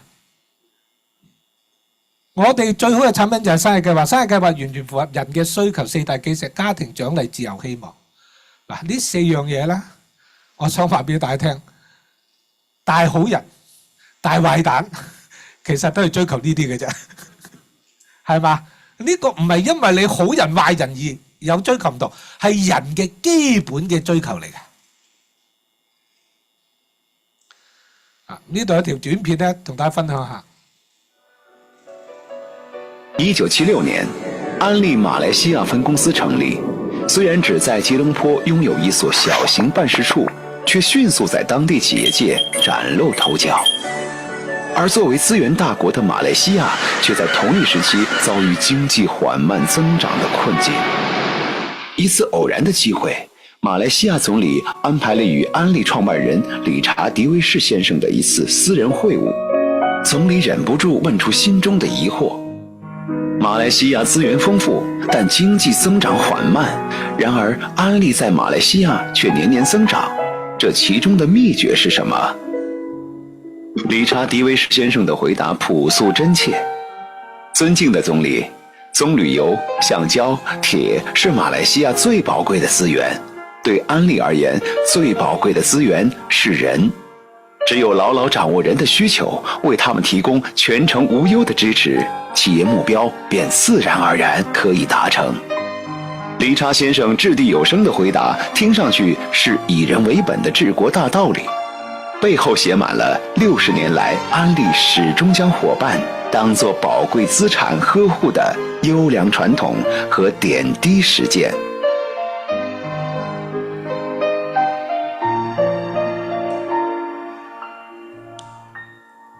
呢條短片呢，多謝。呢條短片呢，就係講咗安理以人為本嘅一個最好嘅一個證明。其實講起馬來西亞呢，仲有個小故事，可能有啲朋友聽過。安理香港1974年成立嘅，知唔知馬來西亞邊一年成立啊？76係真係76嘅，定係你估㗎？其實係76、77，我唔記得咗邊嚟啦。爭2-3年，馬來西亞本來冇咁快開嘅。香港係安理第一個海外市場，你知唔知點解？知唔知點解？因為1974年嗰個年代，香港喺全球係最自由嘅一個市場。乜嘢人嚟做生意，你投資就得㗎啦，你喺度開公司就得㗎啦，佢冇乜嘢限制，乜嘢都冇嘅。所以安理嚟咗香港。咁啊，當年有一個人，假設佢叫阿 Paul 啦，名我唔記得咗啦。咁佢咧就用過安理產品覺得好，咁佢咧就經常要香港、馬來西亞兩邊走嘅。佢每次去馬來西亞嘅時候咧，就帶咗安理產品介紹俾佢馬來西亞嘅朋友。咁啊，因為產品好，用嘅人越嚟越多。美國安理總部知道咗之後咧，你知唔知呢間公司諗嘅第一個問題係乜嘢？佢就諗啦，哇！如果馬來西亞咁多人用安理產品，如果萬一佢哋用得唔好、唔中意，咁點算啊？佢哋去邊度退啊？所以安理馬上喺馬來西亞開咗個辦事處，個目的就係俾人退產品嘅。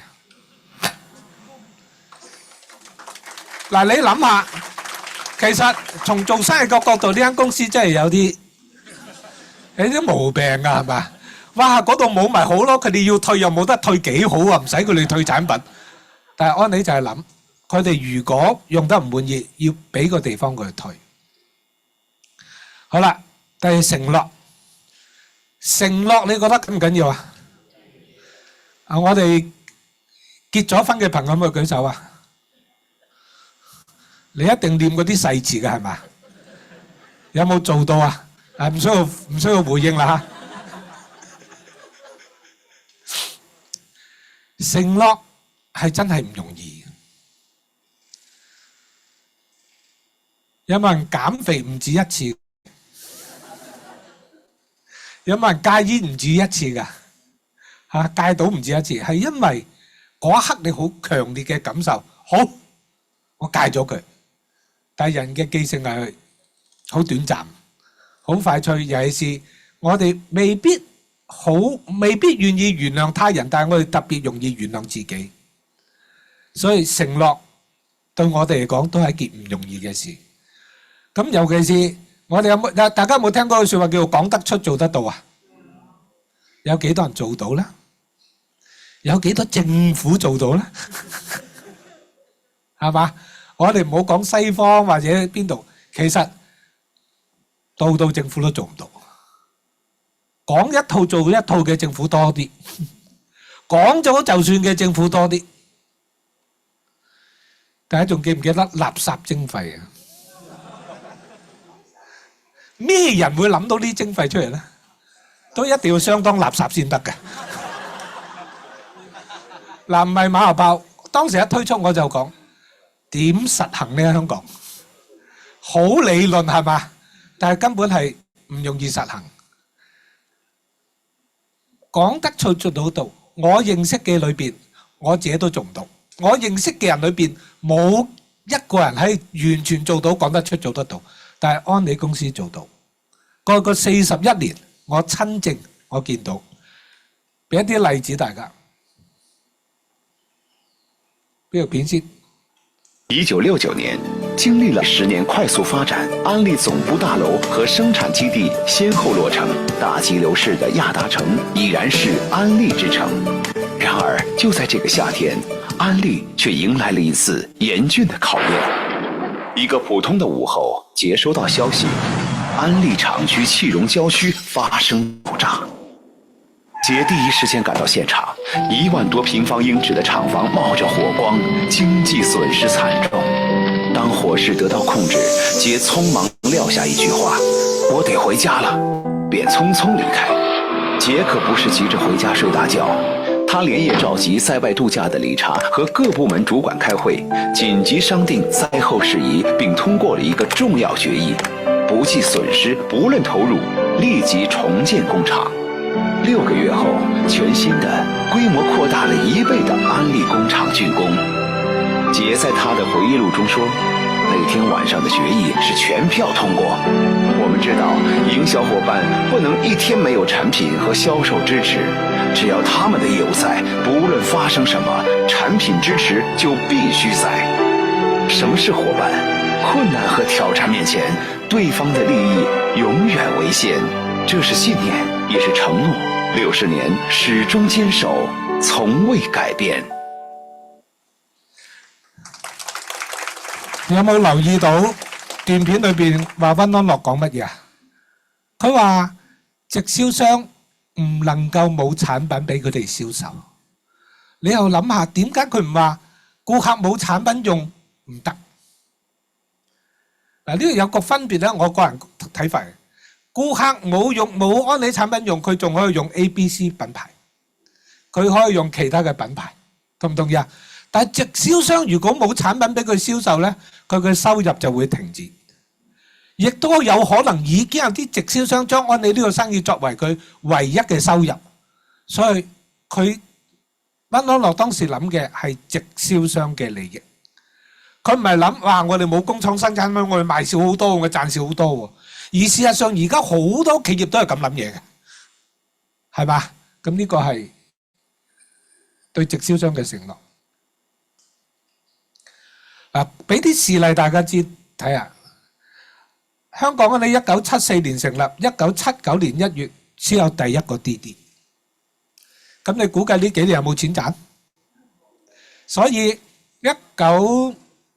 我83年加84年迪維士嚟香港訪問。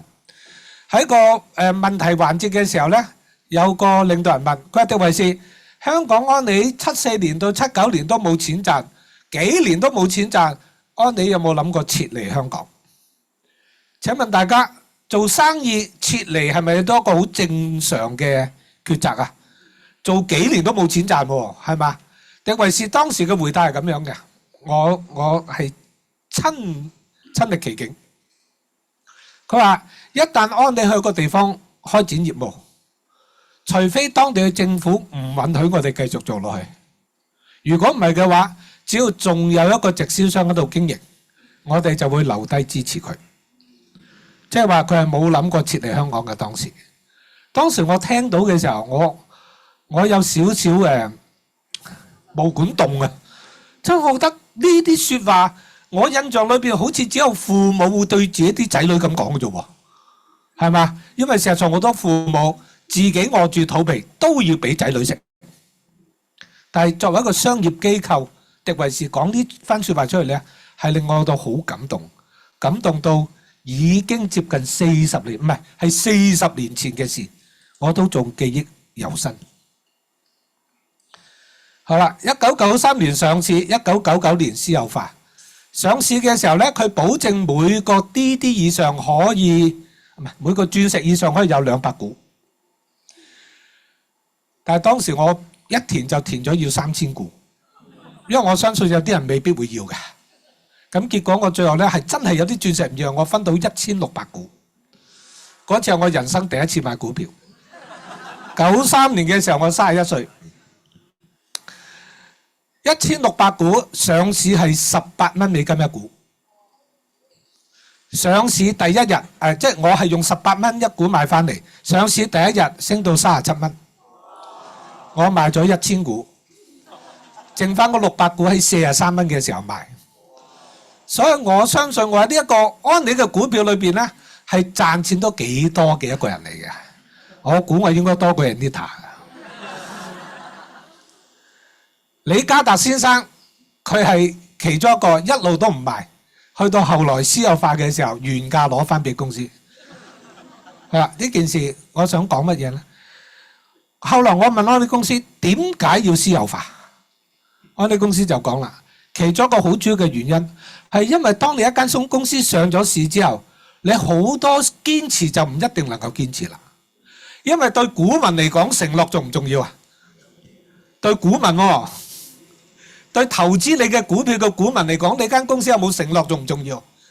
其實唔係咁重要，重要嘅係乜嘢啊？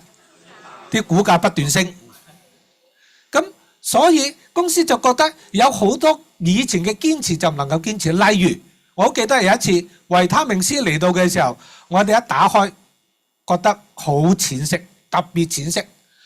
維他命 C 係咪尤其是以前圓嗰粒咧，係咪有少少泥黃咁嘅色㗎？嗰一批好淺色，咁我哋就即刻覺得同以前唔同，會唔會係壞啊咁？公司咧馬上去了解，當時仲未有呢個掃嗰個巴曲啊，唔知道點樣，就了解到咧當年嘅雨水特別多，所以做出嘅維他命 C 個顏色咧就比以前嗰啲淺咗啲。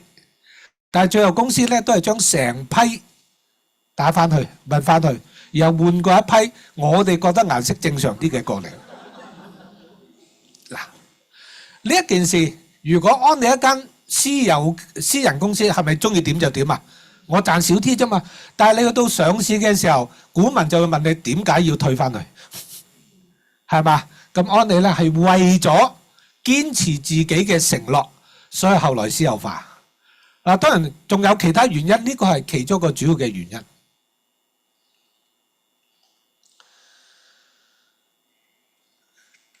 97年。中國有個退貨風波，大家有冇聽過啊？入中國嘅時候咧，好多對中國了解嘅顧問公司都同安利講：你大陸係唔可以做退貨嘅。但係迪維士當時就諗，度度都得，點解大陸唔得？所以一開業嘅時候咧，係個退貨政策同香港一模一樣嘅。到97年開始發生咩事咧？好多安利嘅店鋪出邊都出現嗰啲藍色，有啲餐廳用嚟裝垃圾嗰啲潲水嗰啲桶啊，大家知唔知啊？咁高嗰啲藍色，好多人攞好多桶去安利店鋪門口，入去買咗 LC 出嚟，搣開佢倒晒落去，跟住攞個空樽入去退。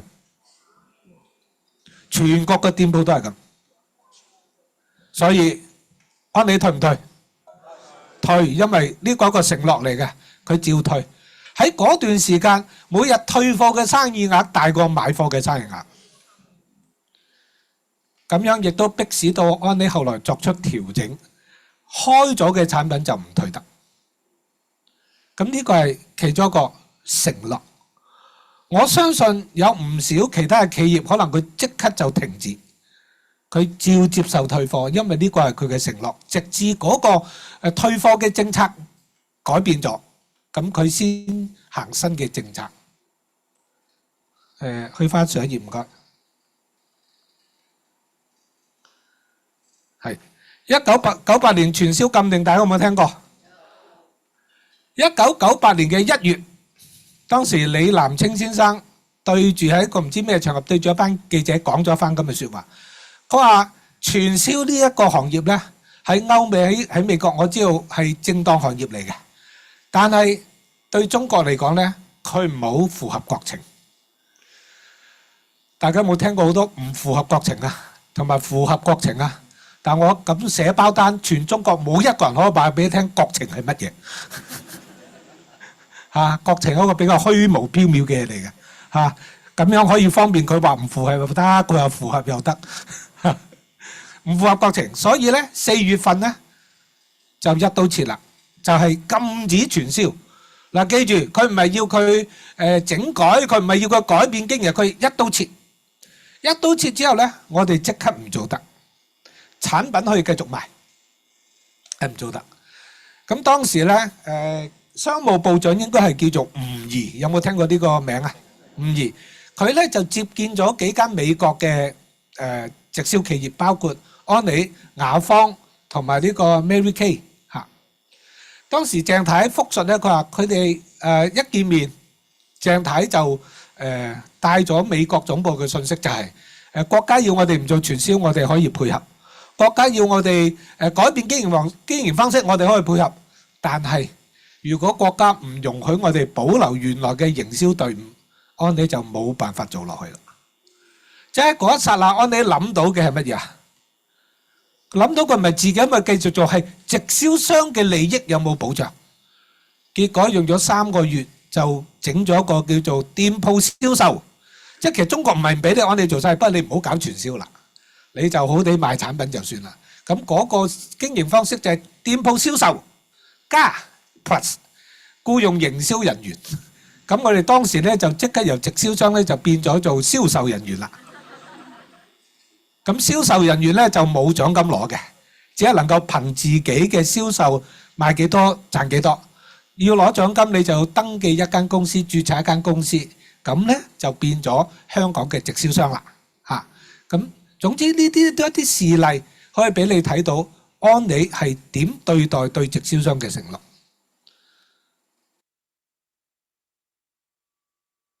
唔關我事㗎係嘛？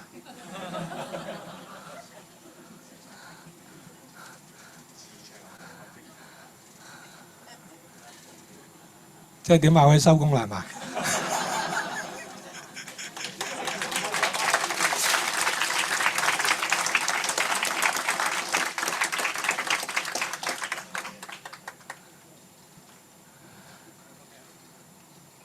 俾你睇一條片，3條片裏邊我最中意嘅一條。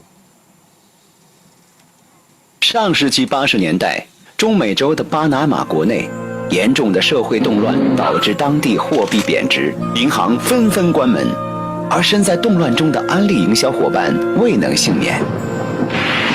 安利总部的一部专机此时从亚达城飞往巴拿马，专机上拉载的是已经兑换成美元的巴拿马营销人员的奖金。这样的情节像是发生在电影中的桥段。美元奖金跨过硝烟，冲向巴拿马。拿着这笔钱，当地的营销伙伴不仅解决了生计问题，更重新燃起了希望。而此时的真金白银有了最质朴、温暖的一面。60年来，无论在世界的何处，无论面对怎样的挑战，用行動踐行諾言，是最酷的安利 style。呢度有一間傻嘅公司嚟嘅，可以唔使出獎金，咁咪順便唔出獎金啦，係咪？安利有冇咩責任啊？冇，呢個地方動亂、貨幣貶值，同安利一啲關係都冇。但係安利竟然間會將呢個貨幣即係貶值之前嗰個兌換率換晒美金，用專機送過去俾啲營銷人員。我聽到呢一刻，我真係好熱淚盈眶。雖然香港唔需要經歷呢一啲，但係其實大家都應該聽過好多就係水災啊、風災啊，尤其是台灣安利一定會出封信話俾所有營銷伙伴聽，如果呢一次水災、呢一次風災，你嘅安利產品受潮，請你攞翻俾安利公司，安利公司會換翻一批新嘅嚟。好多水災嘅地方，尤其是泰國，安利會出好多淨水器，因為大家知道一水災嗰啲水係污糟得好緊要嘅，飲嗰啲水好容易病嘅。咁所以每一條街道有啲車，一條車有幾部淨水器，啲人就可以攞啲乾淨嘅食水。呢啲就係安利公司會做嘅嘢。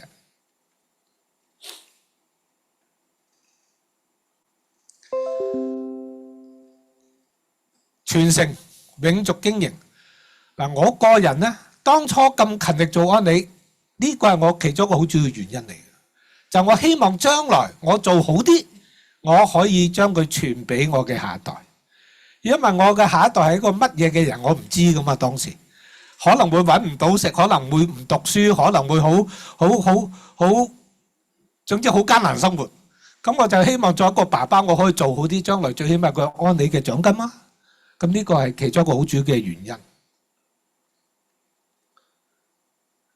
呢張相好珍貴。1990年喺 Sea Goddess 一隻有60幾間房嘅唔係好大嘅郵輪嗰上邊。咁當時我係第一次做到行政鑽石，出席呢個旅遊，迪維士喺船上面同佢哋度過咗6日5夜。咁而呢一個地方咧，就係當時我哋全香港嘅領導人咧，就喺一個酒吧度，上邊嘅酒係任飲嘅，24小時中意飲就飲，隨便開。我喺度傾緊偈嘅時候，其實我哋唔係飲，即係香港冇乜幾個飲酒，當時康江啤係未做到啊。我哋喺度傾偈，咁啊迪維士經過咗個酒吧，我哋個個都望住佢，跟住佢見到我望住佢就問 picture 啊。咁我就過嚟咧，同佢影相。我哋兩個就同佢單獨影咗張相，呢張相真係好珍貴嚇。咁啊，到幾年前佢個仔嚟到嘅時候，我哋兩夫婦同埋 Fiona 就同佢個仔影相。我覺得呢個一個傳承嘅好好嘅一個指標，一個代名詞。我覺得安利呢個生意係可以將你嘅努力唔止呢一代享用。亦都係下代。咁有啲人曾經有啲人問佢話：咁如果第日安利唔做得咁點啊？咁我就覺得，如果有一日安利唔做得，應該都好多公司都唔做得㗎啦嚇。而家唔好擔心安利先啦，而家你擔心長實先啦，係嘛？擔心和黃先啦嚇。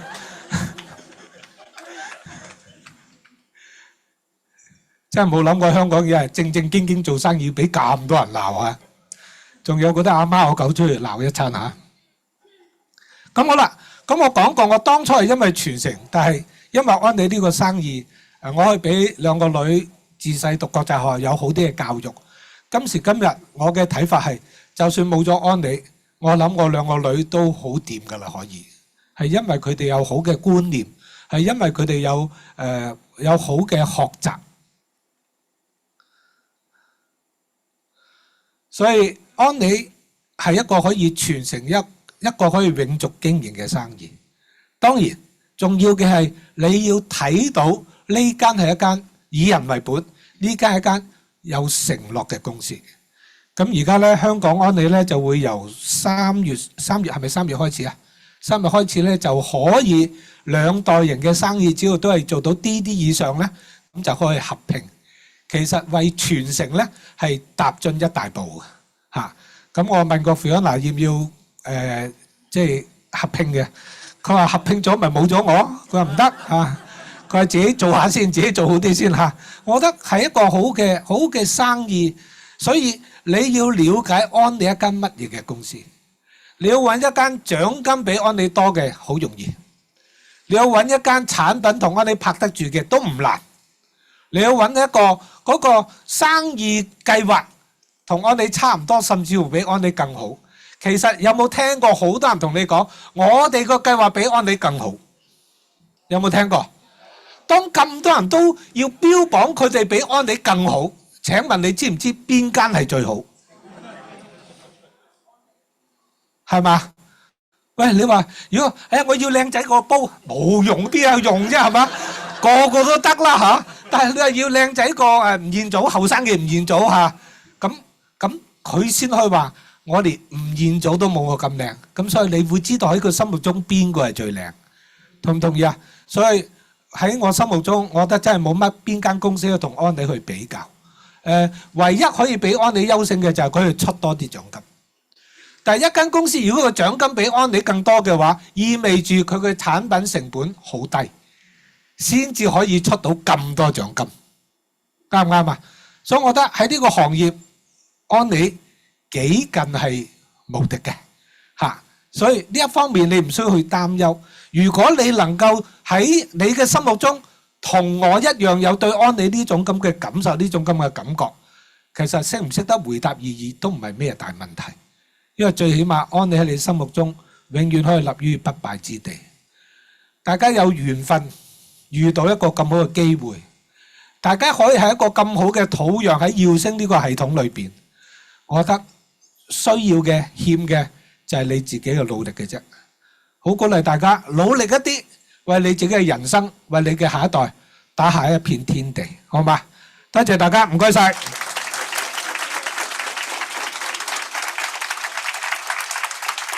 好感謝煲老師精彩分享，謝大家更加熱烈嘅掌聲，多謝煲老師。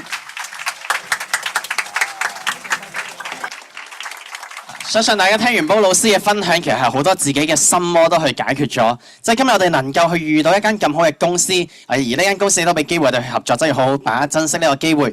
最後少少關於啱啱 e-learning 嘅一啲嘅更正翻，我驚誤導咗大家。咁就係關於呢個e-learning 嘅每月嘅精選，即係耀星嘅精選。咁其實就只有鑽石以上先係免費嘅，咁但係其他咧都係可以用60蚊嘅價錢。所以如果你想免費可以去睇耀星精選嘅，咁就快啲一齊努力去做係啦。咁我哋到今晚嘅課程嚟到呢度，祝大家有個美好晚上，多謝。